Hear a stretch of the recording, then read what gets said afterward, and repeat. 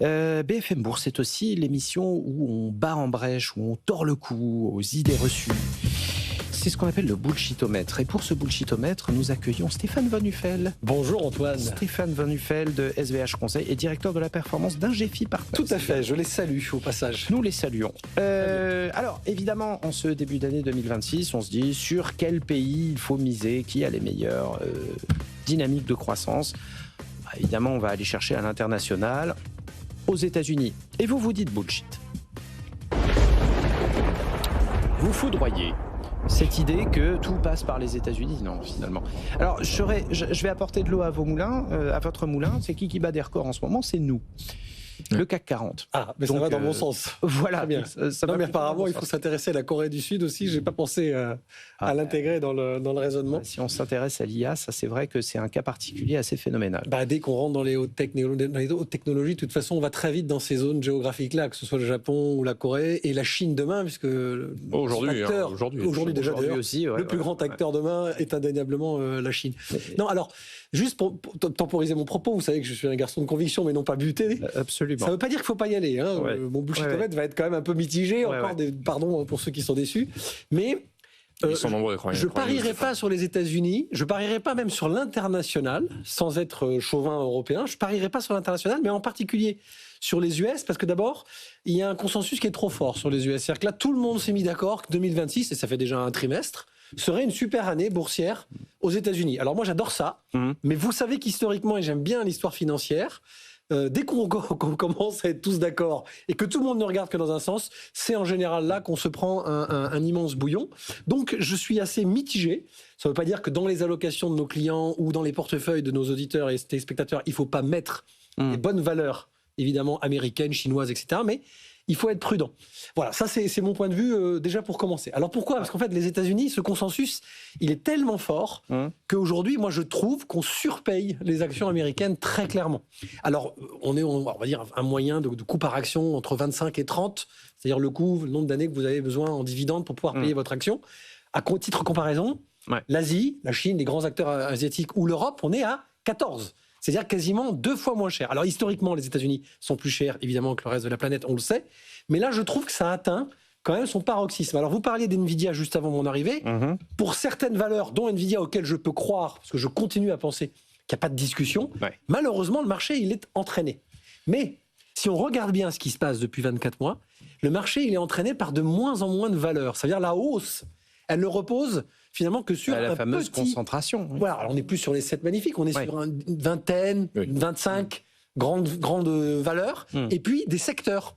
Mais ça, je trouve que ça se resserre. Alors, je viens pas d'accord, je lui fais confiance, sa mémoire vive est telle que... Non, mais si vous regardez la performance de cette magnifique, vous en avez peut-être 2 qui sont dans le vert, parce que là, moi, quand j'ai regardé la semaine dernière, tout le monde était dans le rouge. Là, Nvidia est repassé dans le vert. Légèrement, et très légèrement, doit être à plus 3, à tout casser.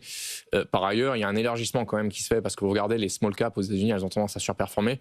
Et puis, on parlait du Halo la semaine dernière avec Frédéric Rosier. On commence à avoir des Caterpillar, des Coca, des trucs bien lourds, bien classiques, John Deere, qui commencent à revenir. Donc c'est pour ça qu'en fait, vous avez raison sur les tendances de moyen terme. Quand on regarde dans le rétroviseur sur les dernières semaines, c'est un peu moins vrai. Et puis Julien, on en a parlé sur ce plateau. Moi j'adore, parce que justement, les vieilles valeurs américaines, on avait fait un bullshitomètre sur ça, sur Coca, j'avais parlé de Coca, Wells Fargo, etc.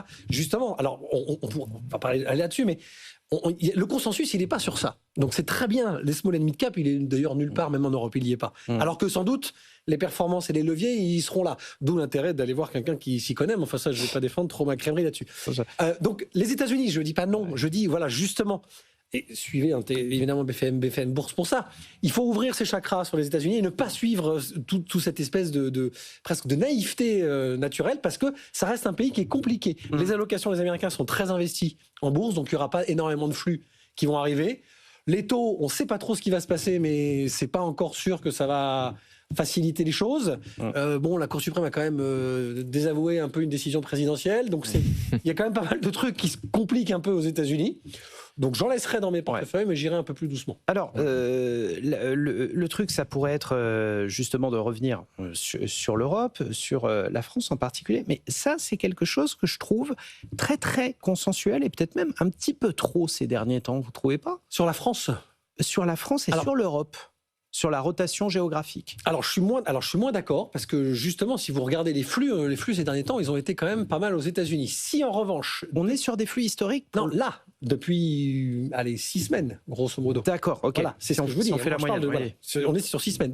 Ça veut dire que tant mieux, je ne suis pas complètement débile et que je connais un petit peu mon métier. Mais on n'a jamais dit le contraire. Hein.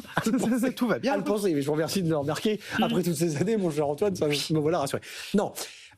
Évidemment, attention, je redis la même chose que j'ai dit pour les États-Unis. Il ne faut pas foncer sur l'Europe ou sur les actions françaises parce qu'on est ravis. Cette histoire de consensus, on l'a eu longtemps sur le luxe. Tout à fait. Qui a été chahuté. Finalement, comme on l'a tous dit, il faut avoir une vision long-termiste, ça reviendra, parce que tout le monde aura toujours besoin, et finalement, ça s'est plus ou moins récupéré. C'est juste une question de temps d'entrée, de temps de sortie. Le market timing, le fameux mot, est très important. Surtout pour moi qui suis conseiller en gestion de patrimoine, qui est donc des échéances beaucoup plus longues que le trader quotidien, qui lui doit faire de la perf en intraday. Donc, l'Europe, qu'est-ce qui m'intéresse dans l'Europe, c'est que très clairement, je vous le dis, les actions sont encore, pour moi, en dessous de leur valeur globale, c'est des moyennes évidemment. Il y a des plans d'investissement très importants. Évidemment, on cite beaucoup le plan allemand, mais il va avoir des impacts. Pour l'instant, c'est lent. On nous dit c'est pas assez rapide. Oui, mais c'est des plans d'investissement lourds. Pour l'instant, c'est l'Europe, structurels, industriels, réglementés. Oui. Vous l'avez dit. Donc forcément, c'est pas simple. Mais il y a quand même une prise de conscience. Moi, j'observe beaucoup de gérants qui vont voir beaucoup d'entreprises et il y a une vraie prise de conscience, évidemment, dans la sécurité, dans l'armement, dans la transition écologique. L'Europe a son coup à jouer et j'ai la sensation que ça ouvre des perspectives. Alors peut-être pas sur les 6 prochains mois, mais peut-être dans les 24 prochains. Donc 2026 sera une année où forcément il y a un intérêt. Et puis il y a des flux qu'il va falloir rapporter si jamais aux États-Unis ça ne satisfait pas ou s'il y a le moindre accident. Et puis mon dernier souhait, pardon Julien, c'est... on n'est pas très nombreux, et mes camarades d'Ingefi soutiennent ce sujet également. Moi, je pense qu'à un moment donné, il va y avoir quand même un sujet désinflationniste, quand même, un petit peu, avec l'arrivée en masse du commerce chinois, les Temu et autres Shine. Il y a quand même, les résultats des entreprises sont positifs. On attend des bons résultats pour l'Eurostoxx 600, mais est-ce que ça va durer dans les prochains mois ? La géopolitique, elle est compliquée, donc je continue à dire qu'on n'est pas à l'abri cet été, qu'il y ait une baisse de taux directeur à la Banque Centrale Européenne, qui forcément est toujours une bonne nouvelle pour l'equity, pour l'action. Je ne sais pas pour la dette, mais en tout cas, pour les marchés, c'est une bonne nouvelle pour se projeter un peu dans le second semestre 2026. Et voilà, Oui, Julien ? Non, mais je ne suis pas toujours contre vous, mon cher Stéphane, au contraire. Parce que là, j'ai envie d'aller dans votre sens. En fait, c'est juste pour dire que Goldman Sachs avait publié une étude fin d'année dernière où il se projetait sur les 10 prochaines années. Et en fait, la performance totale, vous prenez le cours boursier plus le retour à l'actionnaire. Il faut additionner les deux pour avoir le total shareholder return, comme on dit en anglais. Et eux, ils voyaient en fait les États-Unis derrière l'Europe et derrière l'Asie. Les émergents et le Japon, en fait. Pour une raison simple, c'est que les multiples boursiers sont trop élevés. Et donc, ils anticipaient une toute petite contraction, mais aussi parce que le dividende est beaucoup plus faible qu'en Europe, en fait.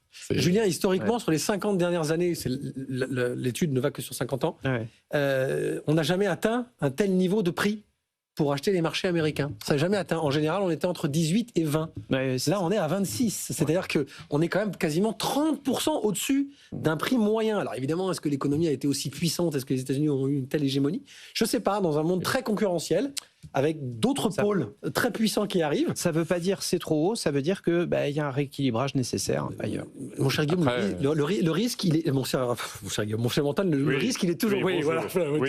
C'est ça, c'est la même chose. Après, vous achetez l'hégémonie américaine aussi. Il y a ça aussi. Parce que là, avant, on parlait de la bourse de Séoul. C'est 700 milliards de dollars de capitalisation. C'est un 9e, elle est 9e mondiale, la bourse de Paris est 10e, les États-Unis c'est 70 000 milliards de dollars. C'est juste impossible. C'est juste impossible. Non, mais il faut faire juste attention à ces consensus, même risque sur l'or, mais il faut faire très attention. Et je le redis, moi je suis très 2026 pro-européen. Franco-français évidemment, mais ce CAC qui ne fait qu'exploser je le garde à l'œil quand même un petit peu.